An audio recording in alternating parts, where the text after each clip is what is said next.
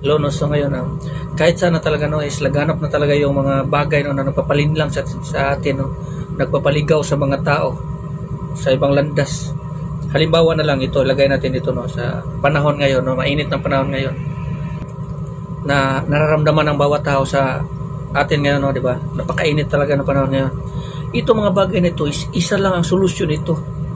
Ang solusyon nito is to babalik tayo sa ating Panginoon. Babalik tayo to repent, no? Magsisi tayo sa ating mga kasalanan at babalik tayo sa Kanya ng bukal sa loob, no, ng wholeheartedly, bukal sa kalooban, na babalik tayo sa Kanya, tatanggapin natin siya at our personal Savior. Pero tignan mo, ito lang yung pinakasolusyon niya, no? Babalik tayo sa Panginoon. Pero tignan mo ang advices ng mga tao sa mundong ito. Walang ibang ina-advise sa mga kamundong tao is ito: pag mainit ng panahon, pumunta ka lang sa mall, magpalamig, kaya inom ka ng, kakain ka ng mga ice cream o kahit anong mga lamig, is yun na, hindi ka na mainitan. Pero pagdating niyan, pagkatapos niya lahat, babalik ka na naman sa init. Ganun pa rin yung bagay na ito. Walang ibang turo or aral or advices na binigay ang mundong ito kundi makamundong bagay. Darating yung araw, kung ano man yung tinatanim mo, aanihin mo. No, the only way, the only solution, no, walang ibang solution ito is Christ. Babalik tayo sa Kanya, to repent. No, babalik tayo. Huwag kayong maniwala sa mga ibang dahilan na dyan, na makamundong bagay, na makamundong dahilan. Wala yan, walang kakwenta-kwenta yan. No, huwag kayong maniwala dyan. No, nangyayari ito dahil nga sa sobrang kasalanan sa mundo. Dahil sobra ng pagkakasala sa mundong ito, na lahat ng mga tao ay lumayo na talaga sa Panginoon at gumagawa na lang sa sarili nilang hakbang. Kumbaga, lumalakad sa sarili nilang hakbang. Ito kasi, no, pag tayo po ay lumalakad sa sarili nating hakbang, tayo po ay maliligaw dahil hindi po natin alam kung saan tayo tutungo. Walang ibang patutunguhan yan kundi yung ditch, yung kumbaga yung bangin. Mahuhulog tayo niyan pagdating ng araw, kasi walang ibang daan kundi si Kristo lamang. Siya lamang ang the only way. Siya lamang ang daan. Pero dadaan ka sa ibang daan, wala ka, ligaw ka talaga, no? Huwag kayong maniwala sa mga advices sa mga tao. Kahit papasok pa kayo dyan sa mga mall, and kakain pa kayo, kasi ganyan. Yan lang yung solusyon para malamigan yung katawan nyo, hindi na kayo mainitan. Pagkatapos yan, babalik uli kayo dyan. Walang ibang solusyon kundi si Kristo lamang.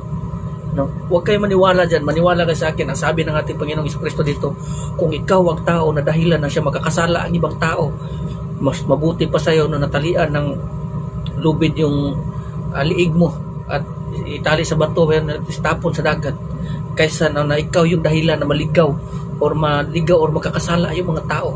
Yung mga tao na makikita, yung mga tao na gumagawa ng mga advertisement sa mga TV or sa mga kahit sa anong advertisement, no, kasi daw para mainit ba ganito ganyan.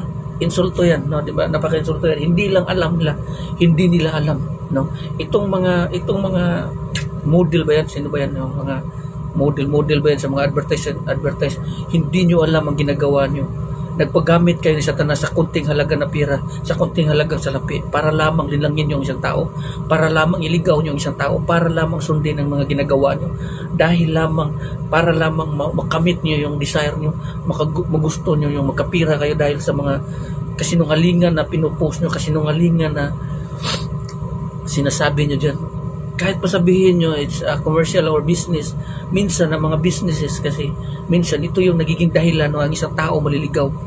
Kahit ang mga pagkain ay siya rin dahilan kung bakit ang tao ay siyang maliligaw, no. Minsan ang pagkain din. Kaya walang ibang dito, walang ibang i-focus natin kundi si Kristo lamang. Kasi minsan kasi yung mga pagkain na yan, nagiging idolaters yan, nagiging idols yan yung mga pagkain na yan. Kaya may gluttony, no, avoid gluttony. Kaya rin yan, kahit yung mga TVs, social media, yung mga lahat na nakikita natin sa mundong ito. Kaya sabi natin ng Panginoon natin, no, na mag-ingat tayo sa mga bagay na ating maririnig, kasi minsan yung mata natin nagiging pintuan ito. Lahat na nakikita natin sa ating mata, papasok sa ating tenga, papasok sa ating puso at isip. At itong mga bagay na ito ay siyang magagawa ng ating katawan, sinusunod ng ating katawan, at tayo po ay malilihis ng landas. Either babalik tayo sa Panginoon or maliligaw tayo sa mga bagay na nakadepende sa ating marinig at nakikita sa ating mga mata. At dahil dyan sa mga bagay na yan, yan yung mga lumalabas sa ating bibig, lumalabas sa ating bibig na hindi maganda, hindi mabuti, kundi mga kasamaan. So mag-ingat po tayo sa mga bagay na ating nakikita at ating naririnig. No? Huwag po kayo basta-basta maniwala sa mga makamundong bagay na ito, kasi dito sa mundo, asabi ng ating Panginoong Kristo na dinaig na niya ang mundong ito, nadaig na niya ang mundong ito.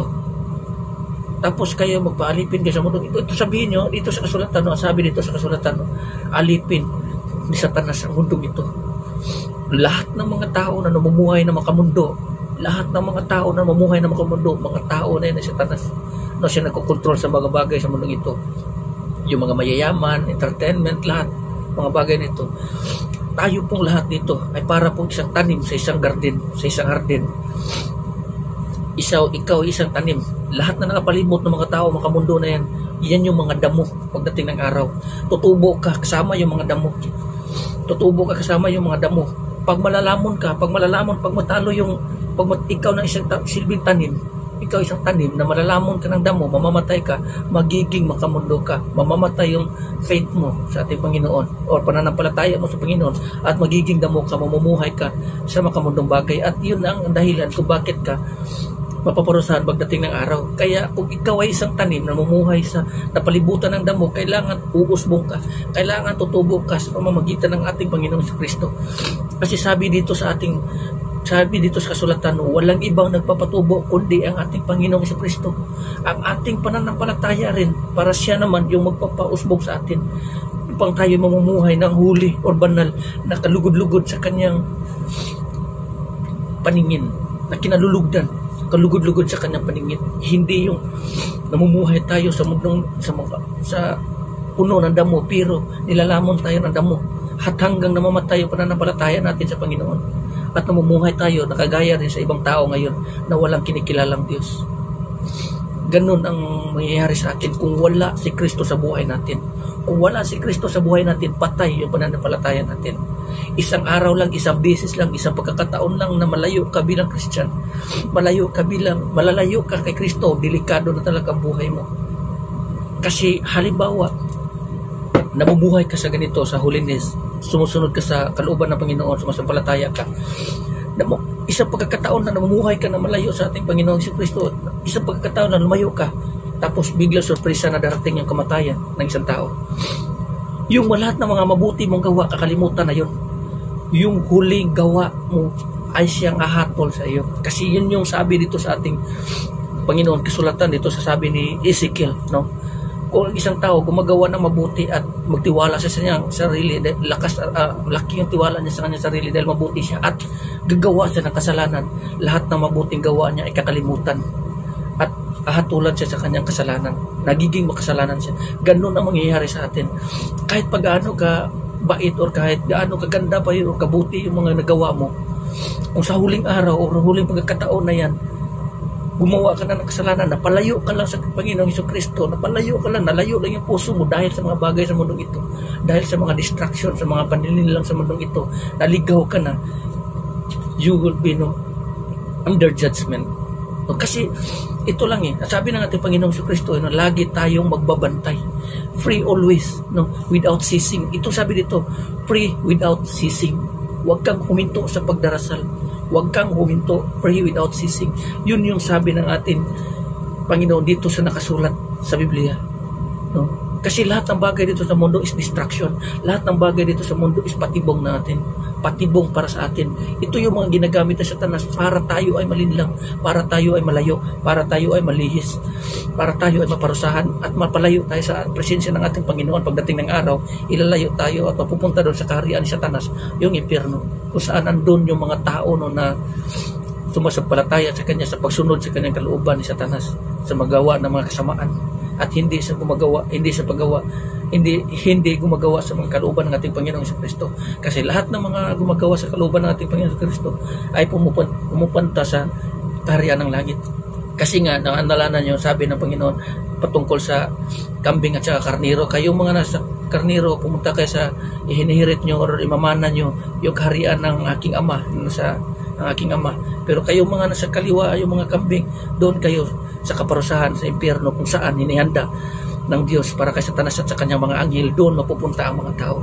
No, so, lagi nating babantayan ito. So hanggang dito na lang. Maraming salamat and God bless everyone. Amen.